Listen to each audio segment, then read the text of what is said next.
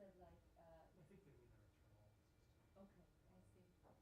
And so at the beginning of Nigeria was, it says login with Google, Yahoo, and. So I set up an account for a Nigerian business. Okay, cool. All right. I'll do it after this. I'll do it after this. John and I have been like, where are our letters? We should have one for Kenya. You got one for him? Yeah. I got it. Well, yeah, I was thinking maybe they're leaving me out because I'm at the end of their list. Because I'm one of the Oh, okay, so you may not. Wednesday, I gave it yesterday. I didn't get anything. And John says we haven't gotten anything either. Yeah, I think. Because I remember the last trip as well. Yeah, they always exit. I'm vegetarian, they always exit to Oh, okay. so like minor things. Okay. He's very apologetic. Okay. No, I'm sure. Okay, well, those two things can be done. Like I'll. Yeah, they're both. Okay, cool. That's actually good news.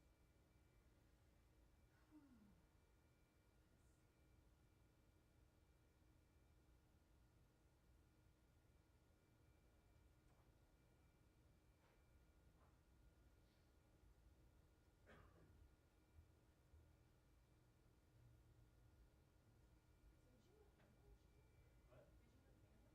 I am doing. No problem. Oh, this is also a thing. Just hit the bit number 5. Was there a 2-minute warning Cards there? are, but There was. just prep.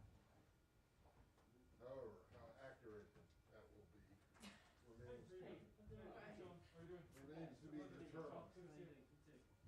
Well, I don't have internet. Probably should have closed on my right shopping time.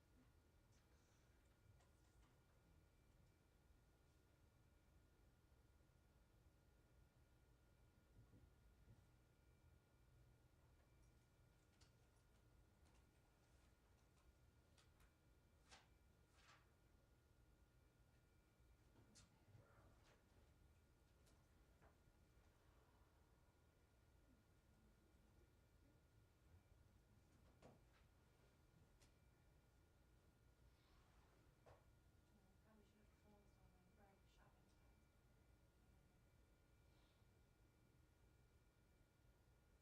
You want to get us one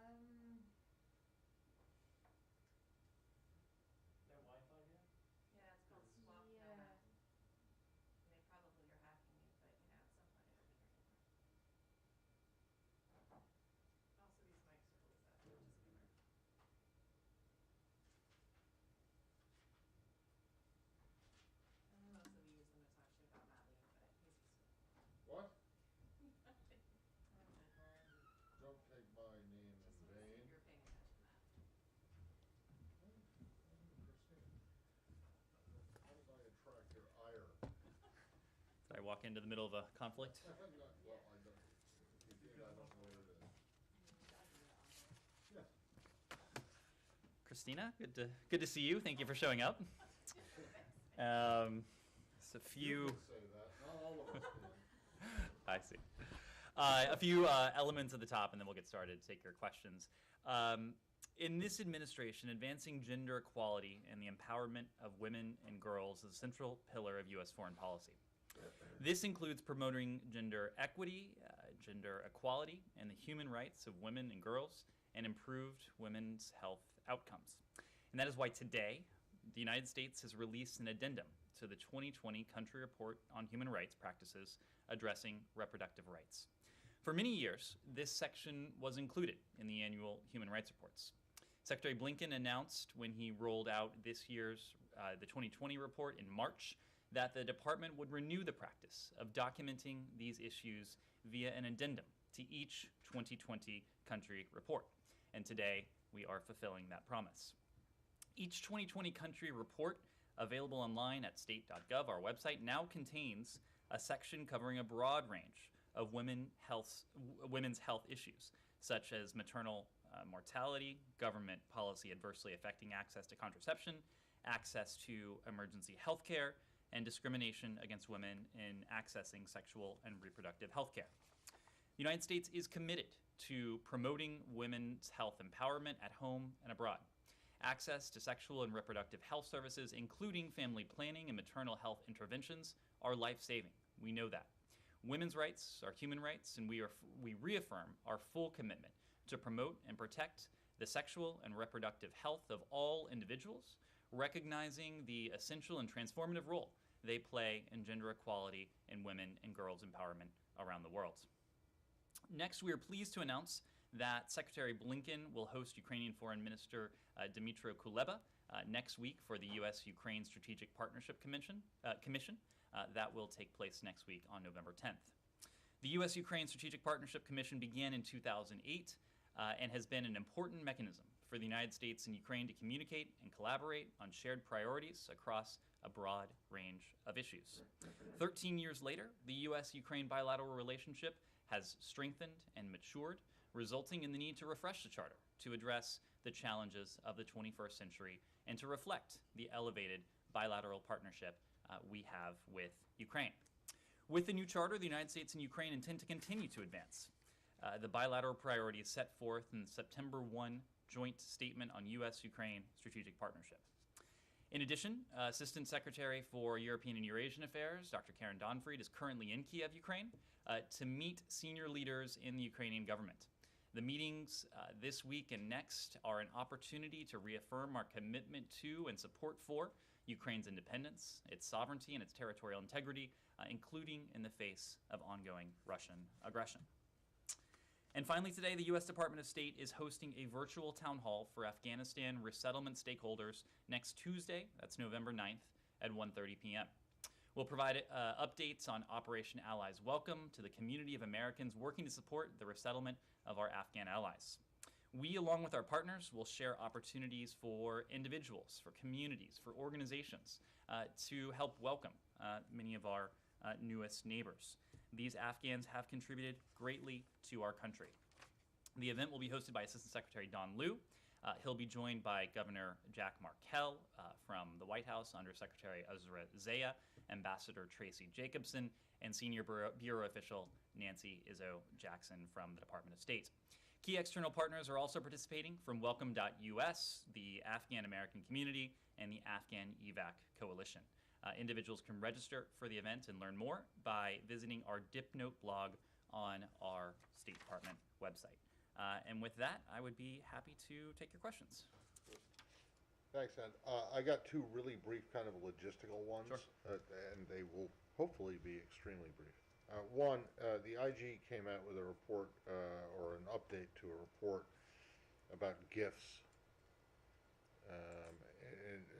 to senior officials, and it talked about kind of lax, maybe not lax is the right word, but the vault in which they're kept is not adequately secured. There are no cameras there, and I'm just wondering. I realize you don't speak for the IG, but why is the department, why is DS resisting this idea that you put a camera on this facility? Well, Matt, you're correct. We don't speak for the Inspector General. We very much appreciate the reviews that the Inspector General conducts, including this one. We will review it very closely as we do all products that emanate from the IG. But let me get there. But I've already stipulated that you don't speak for the IG, and I know you don't. But you also don't speak for the Department of State. So even though you stipulate something, I need to say it myself. I'm asking you what diplomatic security, which is a part of the Department of State and not the IG, why are they resisting putting cameras in there? I can tell you, Matt, that the Department of State has a special responsibility when it comes to accepting on behalf of the American people certain gifts. And we recognize, as the Constitution stipulates, that these gifts are not the property of the individuals to whom they are gifted in most circumstances, or the property of the American people. And so we recognize that as the custodian of some of these gifts, or at least for a certain time, we have a responsibility to safeguard, to protect them, to ensure they end up in the right place, wherever that is, according to policy and regulation at play. So we take that very seriously. We're going to review the IG findings very closely, as we always do. If it requires a change in our practices, I can guarantee you we will do that. You don't have a response on behalf of DS, not a part of the IG, as to the whole thing about cameras. I do not have anything to offer you today on whether we will install cameras in certain vaults. Okay, and then the second logistical one is that, I brought this up a couple times now, but now it's been almost 5 months since the swastika was found carved into the elevator. How's the investigation going? I mean, what kind of update can you give us? So Matt, you know that as soon as this abhorrent symbol was discovered, we sent a note, Secretary Blinken sent a note to the entire workforce, making clear that this was a symbol of hate. It was a symbol that the department leadership and the department writ large rejects. And everything that it symbolizes is everything that this department works day in, day out to counter in the world. Our Bureau of Diplomatic Security has launched an investigation. They launched that investigation immediately.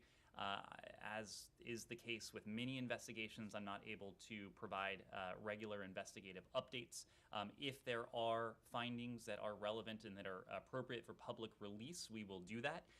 But to go back to your first question, if there are additional steps that we can and should take appropriately to prevent these types of things from occurring in the future, we will not hesitate to do so.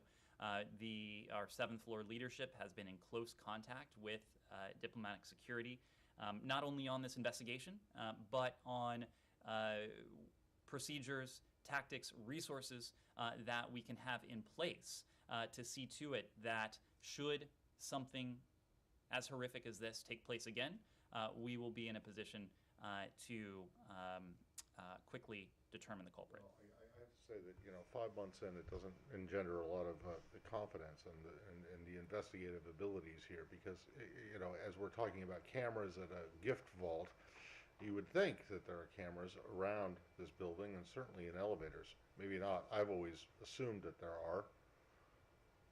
Don't you? Matt, as you know, there certainly are cameras in this building. Not going to detail where each and every one is, but clearly, it's an important mission to ensure that we are appropriately protecting the people, personnel, property in this building. My one policy question is just can you give us any kind of an update on Jeff Feltman's meetings in Addis today? Happy to do that. So before we get into what Ambassador Feltman has been doing in Addis today, let me just start by noting that today is a somber anniversary. It is the 1-year anniversary of the beginning of the fighting and the conflict in northern Ethiopia. And as that fighting, as that conflict has escalated, as it has spread from Tigray in recent weeks, we remained gravely concerned by the expanding conflict, by the violence, the expansion of the fighting throughout the country, and the growing risks that it poses to the unity, to the integrity of the Ethiopian state. Consistent with that, the safety, the security of U.S. citizens, U.S. government personnel, their dependents, and also the security of our facilities is among our highest priorities. And that's why, among other steps, we call on the TPLF, we call upon the Oromo Liberation Army, the OLA, to halt their advance towards Addis, and we call on all parties to engage in dialogue on a cessation of hostilities. We note the nationwide state of emergency that was declared by the Ethiopian Council of Ministers, and we urge all parties to use restraint, to end hostilities, and to ensure civilians' rights are respected. As you know, Ambassador Feltman traveled to Ethiopia yesterday He has been engaged in meetings with Ethiopian officials today. Today, he met with the African Union Commission Chairperson Musa Faki. He met with the Minister of Defense Abraham Belay. He met with Minister of Finance Ahmed Shide, and he met with Deputy Prime Minister Demike Mekonnen Hassan. There will be, I would expect, a readout after his visit. As you know, he's there both today, he'll be there tomorrow, where he will continue to engage, and he is there to do what we have set out to do for some time now, and that is to find an acceptable path to resolving the expanding conflict in Ethiopia. And to that end, that is why we have reiterated our calls for all parties to end hostilities immediately. That includes the TPLF, that includes the Ethiopian government. We call on them to enter negotiations without preconditions towards a sustainable ceasefire. We again call for Eritrean forces to withdraw immediately and permanently from Ethiopia. And we again call for all those who are responsible for the human rights abuses and violations to be held accountable. Let me make one other point. As you know, yesterday we spoke to the Level 4 travel advisory that we have issued for Ethiopia, given the tenuous security situation and the advances towards the capital. We again urge all private American citizens to take advantage of the commercial air options that continue to be available in and out of the capital city, Addis Ababa, to leave. We are encouraging them to do that very strongly.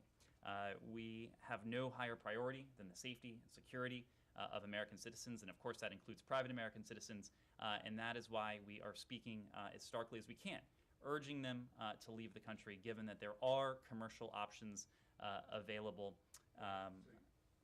Go ahead. No, okay. I just wanted, so you don't expect anything substantive out of his talks until he finishes them tomorrow? Well, no. What I said is that we'll have a readout when he. I know, but tomorrow or? Tomorrow. He's going to continue to have discussions tomorrow, so we'll provide additional detail as we can tomorrow. Yes. We don't have any follow-on travel to announce at this time. As I said, he had a productive set of discussions with Ethiopian interlocutors today. He appreciated the opportunity to do so. He'll have an opportunity to continue discussions tomorrow. We'll update you should his travel plans change. Jenny? He will meet with, we expect he will meet with additional interlocutors from the government of Ethiopia, but nothing further to preview at this time. Does this building have any comment on the joint investigation that came out yesterday on the atrocities that were committed? So yesterday, the Office of the UN Commissioner for Human Rights and the Ethiopian Human Rights Commission, they jointly released a report detailing human rights abuses and violations in Tigray. We are reviewing this report. We do welcome its release, and we welcome its release in part because, as I said before, we are determined to see to it that those responsible for committing these human rights abuses, these violations, are held to account. And in this case, we commend the two offices that produced this report for fulfilling their mandates and for releasing their joint report. We believe that it sets a standard for similar reporting done in other parts of the world. We are carefully reviewing the report. We appreciate the fact that it sets forth a sobering account of extensive, of serious human rights abuses and violations committed by all parties to the conflict. We, as I said before, for a year now, we have expressed grave concerns over the horrific violence committed against civilians during the conflict in northern Ethiopia by all parties, and that includes egregious acts such as killings, sexual and gender-based violence, abductions, and other human rights abuses. The joint report outlines a number of recommendations, including for the parties to end violations and abuses of human rights, into, as we have called for, to end hostilities without preconditions to enable a space for peaceful resolution. For its part, the government of Ethiopia is specifically urged to work towards a transparent, holistic, and victim-centered transitional justice process, including those holding those responsible for abuses and human rights abuses and violations.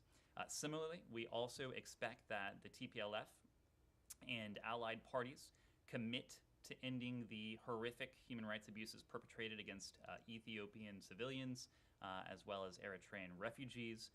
We continue, as I said before, to call for an immediate cessation of combat operations and any further military advances to be brought to a halt as a negotiated ceasefire begins. Sean? Can I go next door to Sudan? Sure. General Burhan just announced today the release of 4 ministers who had been detained, and is talking about the formation soon of another government of some form. How do you see these moves? Are these positive signs at all? How do you sense where things are going right now in Sudan? Well, since this military takeover, we have made very clear that we stand with the people of Sudan, who themselves have stood in the streets, have taken to the streets peacefully to make very clear that their aspirations for democracy remain, and they remain strong. We join the Sudanese people in calling for justice and accountability for the abuses of human rights, and we urge the military to end the internet shutdown and the state of emergency, and to your question, Sean, to release all civilian leaders and protest organizers detained since the takeover. So we have taken note of some of these actions, but again, we, and importantly the international community, and yesterday we spoke to a joint statement that we issued with our British partners, with our Emirati partners, with our Saudi partners, and much of the international community has issued a similar message, calling for restoration of the civilian-led democratic government and calling for a release of all of those detained since October 26th, when the military takeover occurred. Just to follow up briefly, I mean, do you find that it's going in a slightly positive direction with these moves that we see here today, or is it premature? I wouldn't want to characterize it piecemeal. What we would like to do is to be able to characterize the restoration of the democratic transitional government when that takes place. And we are working with our partners around the clock. Secretary Blinken is engaged, Deputy Secretary Sherman is engaged, Ambassador Feltman is engaged, Ambassador Fee is engaged, as well as many others in this building towards that end. So when that takes place, that is when we'll be able to offer a broader characterization. Maya? On that Quad statement that you mentioned with Saudi Arabia and others, notably absent was Egypt. And there has also been reporting that Sudanese Armed Forces Chief Burhan went to Egypt for secret talks to ensure that his plot has regional support. There's been reporting, I believe by us, but Wall Street Journal as well in the story yesterday. So what is the U.S. understanding of Egypt's role in this? Are you disappointed that Egypt was absent from that statement yesterday? And what are you doing to get them on board? That is 3 questions. Well, I will give you, I think, what is one answer. We have, I consistently make. The same one you gave yesterday? The same question? We have consistently, and I've consistently make the point that, except in the instance of joint statements, I speak for the United States. We will leave it to countries around the world to speak for themselves. Yes, What I will say is that as you have listened to the feedback from the international community since October 26th, leaders and organizations from around the world, from the African Union to the Arab League to the Organization of Islamic Cooperation, to individual countries, to countries acting together in unison, have come together to condemn the military takeover in Sudan. The Arab League itself released a statement urging all parties to, quote, fully abide by the constitutional declaration signed in August 2019 and to pursue dialogue. That is from the Arab League. Special Envoy Feltman and Secretary Blinken, others have said that we've been in very close contact with regional leaders, including in North Africa and the Gulf. I made the point that Secretary Blinken himself had an opportunity to meet with his Emirati counterpart, with his Saudi counterpart. He's had discussions with other counterparts from the region and beyond regarding Sudan to make sure that we're closely coordinating and sending a clear message to the military in Sudan that first and foremost, they must cease any violence against innocent civilians. They should release all of those that have been detained since October 26th, and they should put Sudan back on the path towards democracy. Okay, but all the three questions I asked are actually about U.S. thinking. I'm not asking you to speculate or say why you think Egypt might be absent, and I think even that would be a fair question. What I'm asking is the U.S. disappointed that Egypt's not there? Is it hurting U.S. and the international community's effort to put pressure on Sudanese military? And what are you going to do to get them on board? These are squarely questions about what U.S. intends to do. Humaira, our impression is that whether we are talking to our partners in the UAE, to our partners in the Kingdom of Saudi Arabia, to our partners in Egypt, to our partners throughout the region, there is a real desire, there is a genuine desire for stability in Sudan, and yes, for a full restoration to a civilian-led government. That's precisely what our so-called Quad statement said yesterday. That is what the Arab League statement has alluded to as well. So you talk about the message that the Sudanese military is hearing. They are hearing this message loud and clear. They are hearing it from the United States. They are hearing it from a chorus of countries, organizations, and institutions that have made clear that the path to democracy must be restored in Sudan. There are positive incentives, but there are also repercussions, potential and real repercussions. When it comes to the repercussions that the United States has enacted already, we've spoken about the $700 million in emergency support funding that have been paused unless and until the path to democracy is restored. There are billions more in terms of debt relief, in terms of lending and financing from international financial institutions. That is beyond the message that we're hearing, that the Sudanese military is hearing from its neighbors, regional partners, countries further afield. Those are very real implications that they have felt, or in some cases they will feel, unless Sudan is restored to the democratic path. Right, so you're saying that message is strong enough, we don't need Egypt?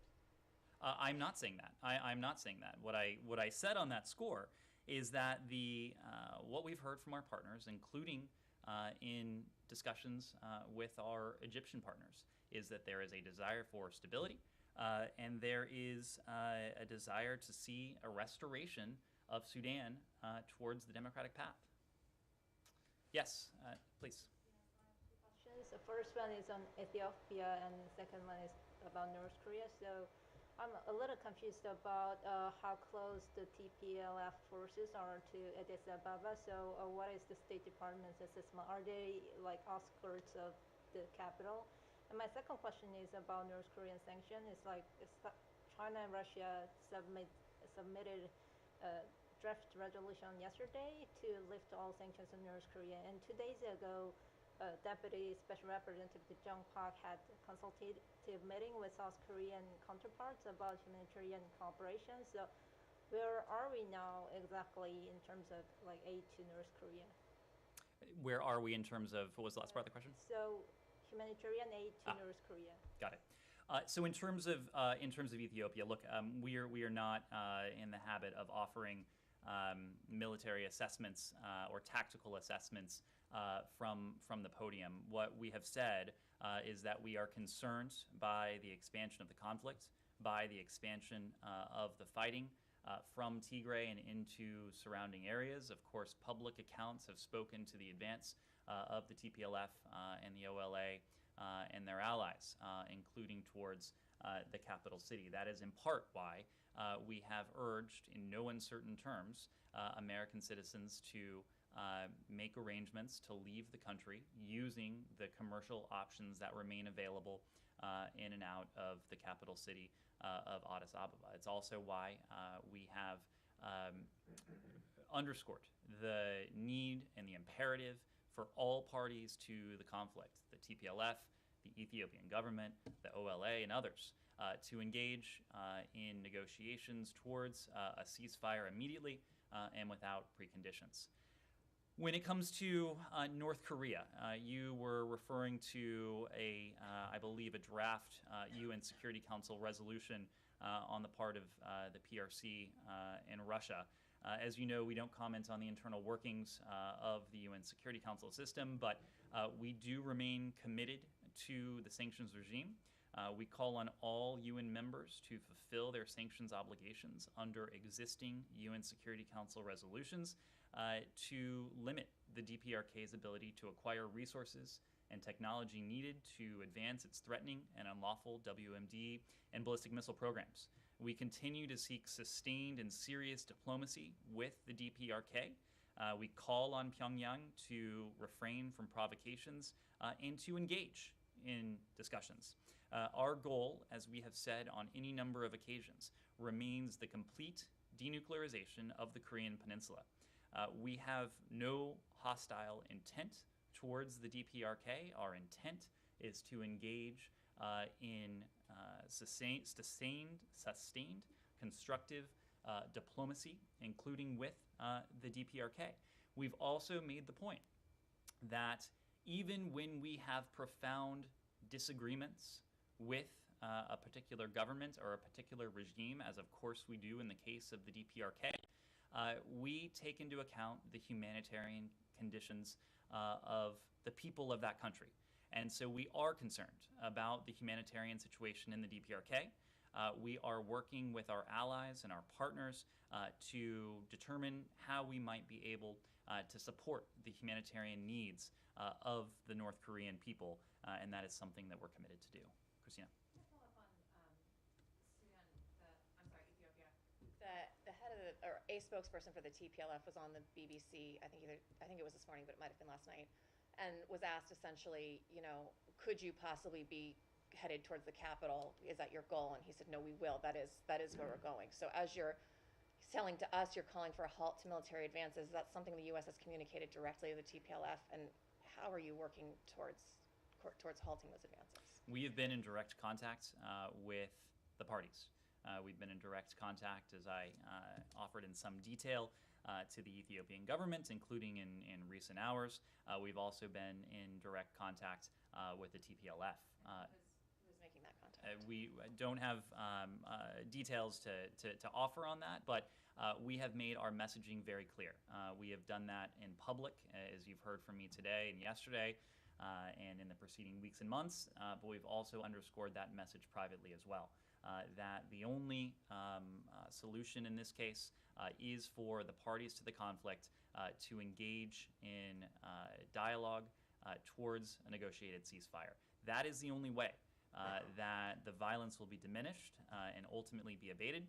That is the only way that the humanitarian emergency that people in Tigray and surrounding regions are experiencing, that's the only way that humanitarian emergency will be mitigated. So we've been very clear with the parties in public and in private as well. But it sounds like if you're calling for them to stop the military advances, there's some genuine concern that they might not stop, right? And they could threaten the capital? We have been very clear that we are concerned by the escalating violence. We are concerned by the expansion of the fighting. We have not been shy about highlighting our concern for the situation. Yes. Ned, the Lebanese information minister has refused to resign, and Hezbollah condemned the American and external intervention in the Lebanese government affairs. Do you have any comment? We had an opportunity, as you know, to address this yesterday. Our point has been that we urge diplomatic channels to remain open between the parties to ensure meaningful dialogue on the pressing issues facing Lebanon. In this case, those diplomatic channels, Lebanon's ties in different forms with its regional partners and neighbors are important not only for the sake of diplomacy, but also for the sake of the Lebanese people. On the topic of dire humanitarian conditions, the people of Lebanon have suffered for far too long from mismanagement, from corruption, from inflation, from other economic pressures that the international community, on an urgent basis, has sought to alleviate. As you know, the Secretary had an opportunity to meet with the Prime Minister. We did so on the margins of COP26 in Glasgow. We had an opportunity to meet with the Secretary had an opportunity to meet with his Emirati counterpart, with his Saudi counterpart. Lebanon was a topic of discussion, and the point of all of those engagements was to underscore that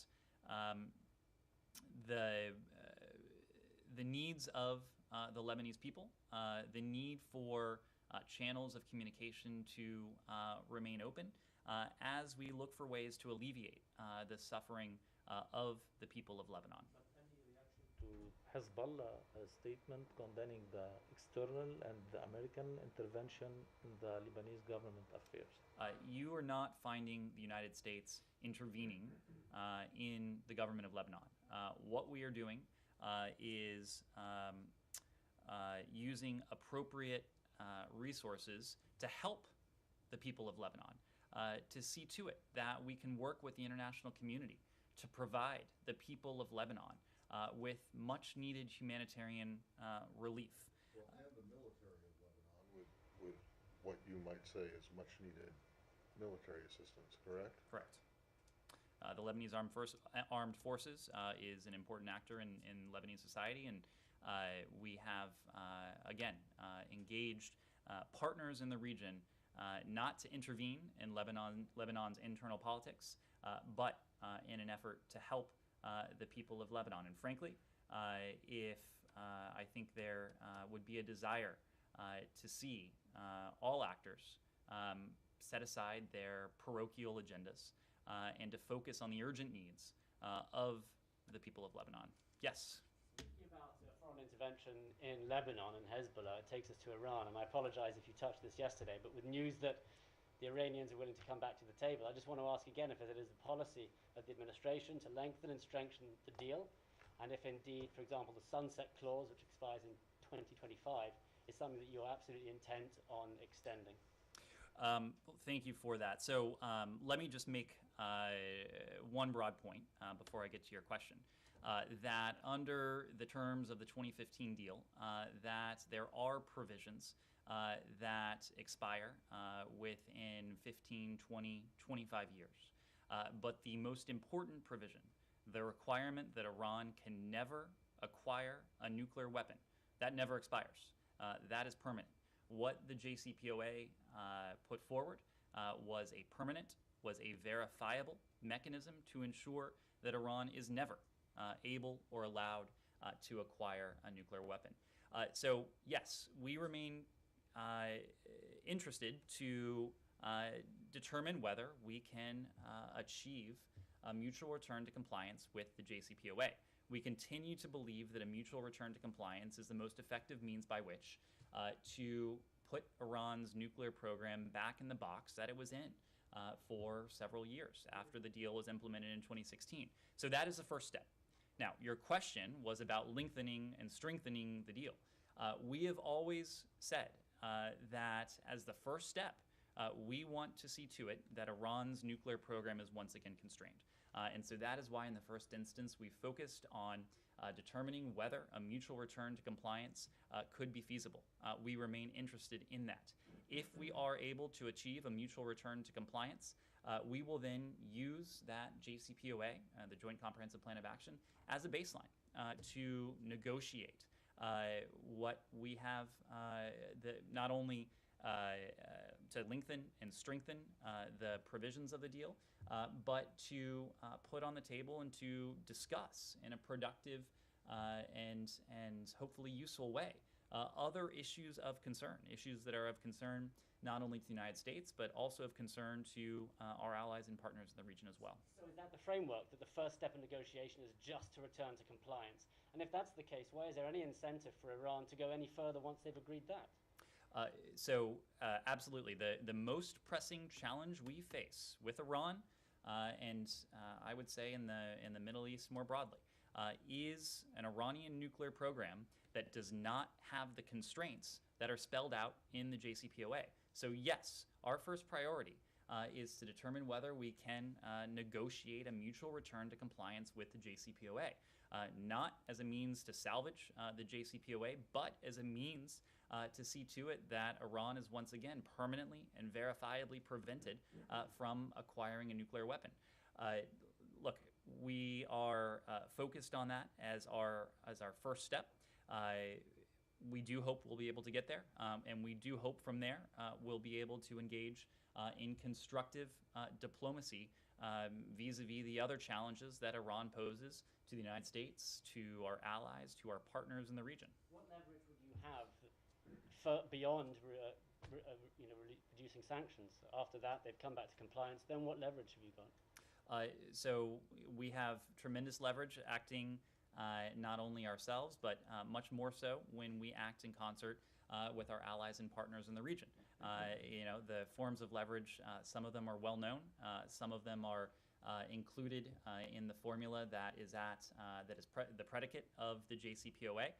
But again, right now we are focused on that first task, and that is to ensure that Iran's nuclear program is once again constrained, and that Iran is once again permanently and verifiably prevented from acquiring a nuclear weapon. Can you just drill down on what it is your understanding, what is it in the Jcpoa that you understand to mean that Iran commits to a permanent and verifiable situation where it will not acquire a nuclear weapon?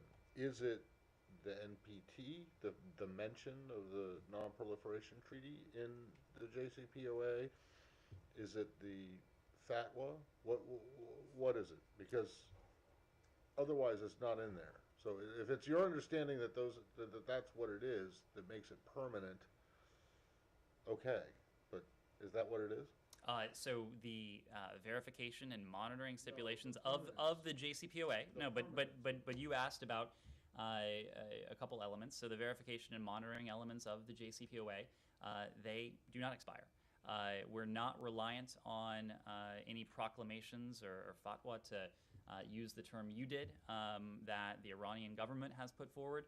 What we are relying on are the international instruments that have been negotiated and that until recent years had been in place, that had permanently and verifiably constrained Iran's ability to acquire a nuclear weapon. They hadn't permanently done it. There might have been it might be verifiable in terms of limits. It's verifiable in terms of what the deal sets out to be verifiable. But I don't understand. Is the permanence that you're talking about? Is it your understanding? And cover the whole negotiation. I still don't get what the permanence here is, unless it is you're hanging your hopes on Iran's compliance with an NPT. The NPT is an important tool. It is an important complement to the Jcpoa. To the North Korea comparison, the verification and monitoring that the Jcpoa spells out for Iran is certainly not what the United States and what the international community had in place with the DPRK prior to its production of a nuclear weapon. But when you talk about, in terms of the Jcpoa, in terms of the agreement itself, when you talk about the permanence of it, you're talking about the NPT. The prohibition on Iran ever obtaining a nuclear weapon does not expire, and the Jcpoa affords us important tools, including the verification and monitoring regime, to see to it that Iran is abiding by that permanent prohibition on ever obtaining a nuclear weapon. Is there anything in the JCPOA itself, as you understand it, outside of Iranian compliance with the Non-Proliferation Treaty, that permanently constrains them? The JCPOA affords us the tools we need. The tools we need, Matt. It affords us the tools we need to see to it that Iran is permanently barred from obtaining a nuclear. One other non-related to this, I just want to know if from yesterday, if you guys have made any conclusions or determinations based on what the Israelis gave you about these 6 Palestinian NGOs. Is there anything new on that? Well, as you know, there was a delegation in town last week. We received detailed information from the Israeli government. We appreciated the consultation. We're reviewing the information that they provided us. Nike. Can I switch gear to Winter Olympic? It will start in 3 months. Has the U.S. government made a decision on whether or not to participate in the Winter Olympics? The reason I ask is because the G20 leaders declaration, which the U.S. is part of, appear to give the wordings to give the nod. I'm sorry, I missed the last part of your question. Right, the wordings in the G20 leaders declaration appeared to give the nod. Look, I don't have anything for you beyond the text of the G20 communique that you referenced. As for the position of the United States, don't have anything new. But what I will say, and what should be clear, is that we continue to have profound concerns about the situation in Xinjiang and a number of other issues pertaining to human rights in the PRC. Sean. Correctly, that the U.S. government is not boycotting Beijing to host the Winter Olympic. The reason I ask is because the wordings in that declaration said the G20 leaders look ahead to Beijing Winter Olympics and Paralympics 2022 as opportunities for competition for athletes from around the world, which serves as a symbol of humanity's resistance. Again, I don't have anything for you beyond the text of that communique, but we have been crystal clear about where we stand on what is transpiring in Xinjiang and the human rights abuses that have and that are taking place within the PRC. Sean. The Beijing-based foreign correspondents, the FCCC, the Foreign Correspondents Club of China statement this week to express.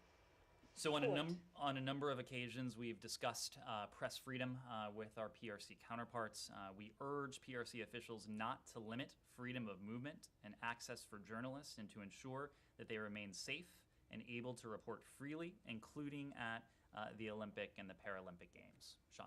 The International Criminal Court said yesterday that there'll be an investigation on whether crimes against humanity were committed in 2017 in Venezuela. Does the United States have a position either on this investigation, whether crimes against humanity were committed, and on Venezuela, that being Maduro actually cooperating with this?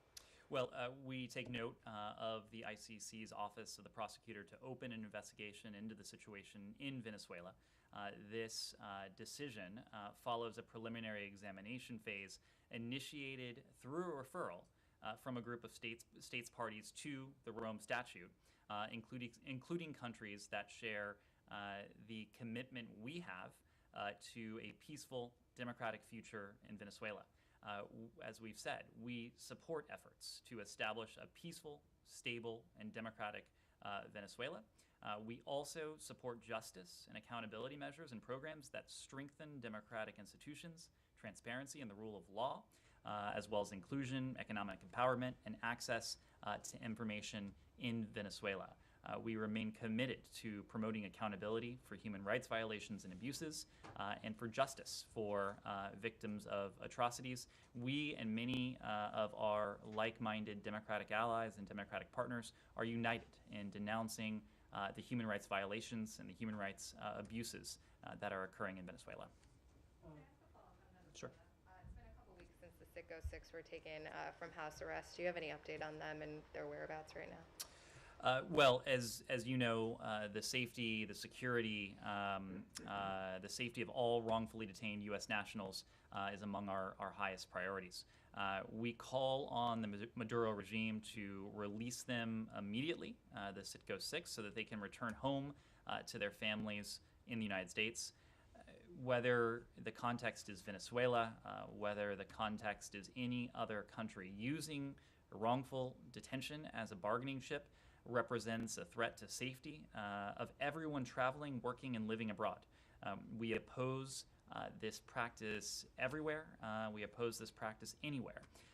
The department, including our Special Envoy for Hostage Affairs, Ambassador Carstens, we are committed to bringing these Americans home. We are also committed to bringing home another wrongfully detained American citizen, Matthew Heath. We are in frequent touch with the families of the wrongfully detained Citgo 6, and that they have reported to us that the Citgo 6 have been moved back to prison. At this time, however, we don't have independent confirmation of their precise whereabouts or where they've been taken. Yes, please. And on Syria, it looks like Turkey is building up forces in northeastern Syria to attack the Kurds there. Do you have any reaction? I don't have a specific response to that. We have called on all parties to respect the ceasefires that are in place. Humara. Just on Israel, Ned, I don't think we've asked this the past couple of weeks. Is the administration still going ahead with reopening consulates in Jerusalem? I can tell you. I can tell you you were not here yesterday because we did discuss this yesterday. Oh, sorry. Yes, we've been clear. The secretary has been clear. He's spoken to this on a couple of occasions now, but don't have any update beyond that. But is there a timeline? I don't have a timeline to offer for you at the moment. Yes, Sean. I think we've discussed this a little bit ago, but not in the past couple of days. Burma. Danny Fenster, the new charges against him. Do you have anything to say about that? So this goes back to the priority I was speaking to regarding the welfare and the safety of American citizens detained overseas. We remain deeply concerned over the continued detention of Danny Fenster. He was working as a journalist in Burma when he was detained. His detention, the detention of so many others, it's a sad reminder of the continuing human rights and humanitarian crisis facing the country of Burma, facing the Burmese, but also facing foreign nationals, including Americans who happen to be in Burma. We are closely monitoring Danny's situation and his case. We're continuing to press the Burmese regime to release Danny immediately. We are aware that the regime recently did bring additional charges against Danny. The profoundly unjust nature of Danny's detention is plain for all the world to see, and these charges only put a further spotlight on that. Again, the regime should take the prudent step of releasing him now. Yeah. A different topic there, but Bill Richardson's visit. Do you have anything to say about, particularly his meeting with the junta chief, whether that's on message for what the United States wants? Obviously, he's going in private capacity. Do you have any view about his trip? Well, we're aware of his trip. As you said, he was acting. I believe the trip has come to a conclusion, but he was acting in a private capacity. This was a private effort by the former governor to visit Burma. We know that he has extensive experience working on humanitarian issues. This effort was not sponsored by or on behalf of the U.S. government, but of course, we hope to see to it that humanitarian conditions, including humanitarian access in Burma, are improved going forward. Yes? The Pentagon released a report yesterday saying that China would have 1,000 nuclear warheads by 2030. It was a big surprise to many people. I just wonder how worrying that is for the State Department and what it says about the future of relations with China and China's ambitions. Well, we have spoken to the PRC's developments and plans to develop its nuclear arsenal. Again, it suggests that China is leaving behind its previous nuclear doctrine of limited deterrence.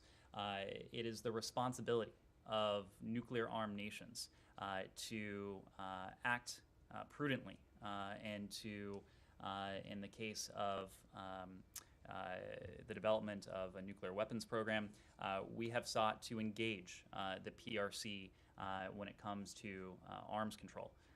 We have called for dialogue. We think all responsible countries that have these weapons should engage in an arms control dialogue. We remain ready and willing to do that, and we've made that known to PRC authorities. Yes? They don't seem willing to listen. We have made very clear that we feel that it is the responsibility of responsible countries that have these weapons to do just that. As you know, we've engaged in strategic stability dialogue with the Russian Federation. That dialogue has been constructive. It has been useful. It is our hope, it is our intention to engage in an arms control dialogue with the PRC as well, given what we know to be true of all countries that possess these weapons and the responsibilities we have. Any update on the Biden-President Xi meeting or a date on that?